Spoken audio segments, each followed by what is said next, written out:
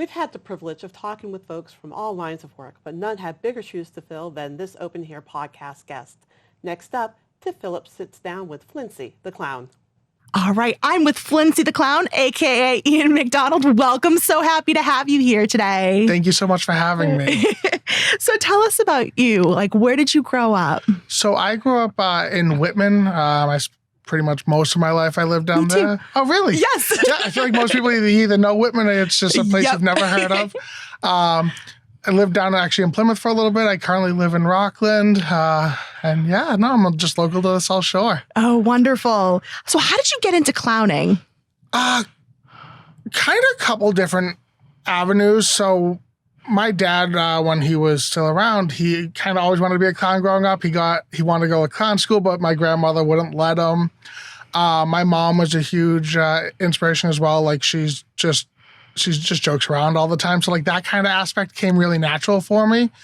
And then my grandfather, he loved like clowns. He actually loved the American Tramp Clown, which is what I'm depicted as. So just kind of a little bit of all of that. And just, I like making people laugh to begin with. So it seemed like a perfect choice for me. It seems like a perfect choice for you. Got it. Yeah, definitely.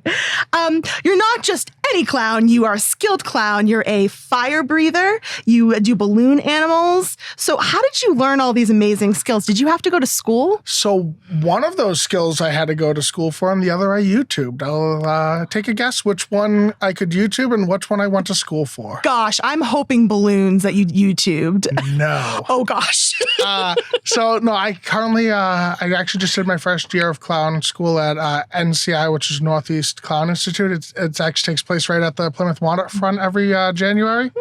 So I did my first schooling of that. That's kind of where they broke down the balloon animal skills and like how to actually twist the balloons and all of that. The fire breathing came really just curious on how to do it. YouTubed what professionals do. There's actually a performer that used to perform out of King Richard's Fair, Sess Carney. They had a lot of videos on it.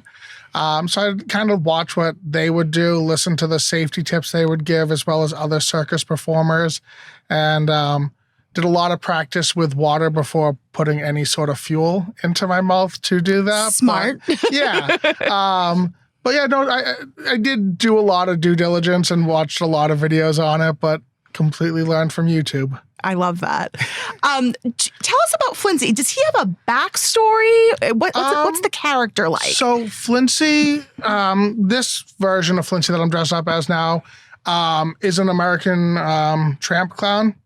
It's actually, so the American Tramp and Hobo are the only American clowns. They were from the Great Depression era. The tramp clown very much is a lazy person.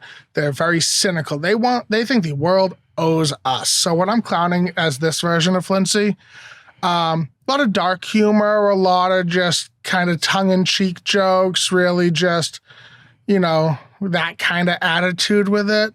I do an Auguste clown, which is typically where you'll see just the white muzzle, usually like a black or red outline, more exaggerated and like emoting eyes, red nose, of course. I do that. That's typically for birthdays and things of that nature. They're more fun. They're the butt of the joke. I don't do a white face clown. Unfortunately, because of my build, I look like John Wayne Gacy. And, we don't want that. So I've learned my lesson. I tried even at the clown school to see what I would look like, and even with professional help, it does not fix that. But no, I typically do the tramp look. It's a lot more fun. It's easier to get clothes for too, because it's more just oversized, ripped clothes, so you can just kind of thrift it and it doesn't have to cost an arm and a leg.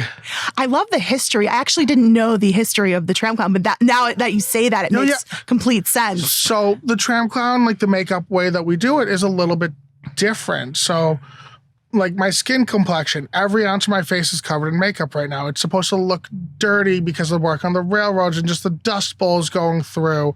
The beard being that like charcoal-y colors from the train yards, and just like the white around the eyes and the mouth is because it would wipe the soot away. Wow. And the main difference between the tramp and the hobo is, like I said, the tramp is lazy. They're expecting the handout. They're kind of just not happy with everything. They call it the happy hobo, where they're just like, well, tomorrow's going to be a better day and let's pick ourselves up. And it's kind of that.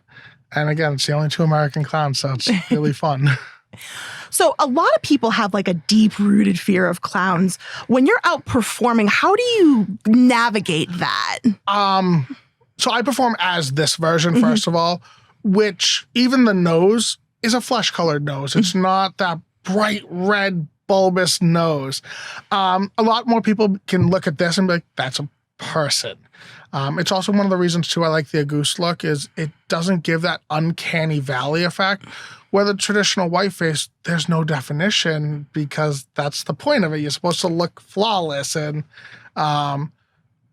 it's also just kind of letting people know, like, hey, it's okay to laugh at me. And, like, I will do just silly things. And if, like, I see someone is not a fan of clowns, I'm not going to go up to them. I'm not going to push someone into a comfort level that they don't want to be in. But yeah, just kind of gauge the audience, do what I can. And again, with this particular look, it's more human looking.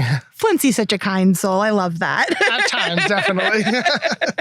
So how has being a clown benefited you personally? How have you grown from it? How do you feel when you put on the costume? So that's a great question. I love putting on this costume. I don't get to do this in my everyday life. So like being able to just put this on and just be relaxed, and I get to be goofy. I get to be silly. Like it's a lot of fun. I also really like it because it forces me to be uncomfortable. Right. Like I've done events for the town of Rockland. I've done birthday parties. I've done all of these different things where I'm dressed up as a clown and everyone's staring at me. So it's kind of just becoming like, taking myself a little less serious, taking situations less seriously. I also have a 2-year-old son who loves the fact that I'm a clown, and I really want to like show him like, hey, you don't have to be like fit into this one box that everyone's doing. Like you can have fun with the world and just kind of be unique. Oh, it's such a good lesson. Do you consider clowning to be an art form? I do. Any clown that you'll meet, whether they're a circus performer, even just like someone on social media where they don't do birthday parties, they don't do events, they don't do anything other than just make a video for social media, learning how to properly do the makeup to fit your face, learning how to get a laugh out of a person, that's art in itself.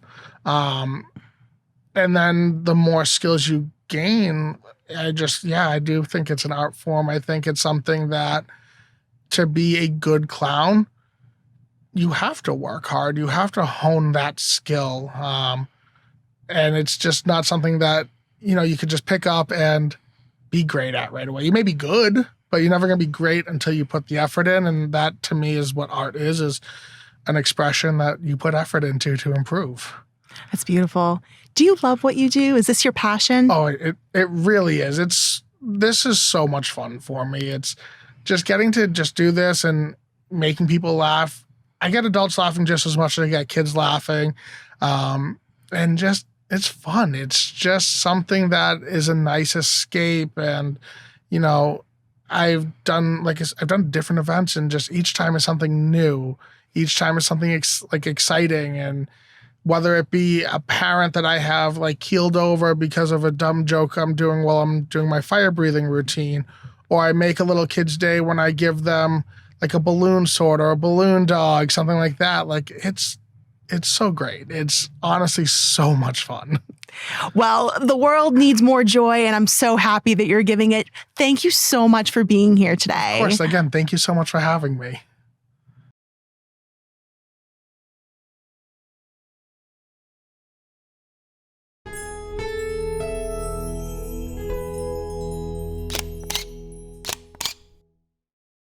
Hey friend, thanks for stopping by. If you like this video by The Local Scene, share the love and give it a thumbs up. And don't forget to subscribe.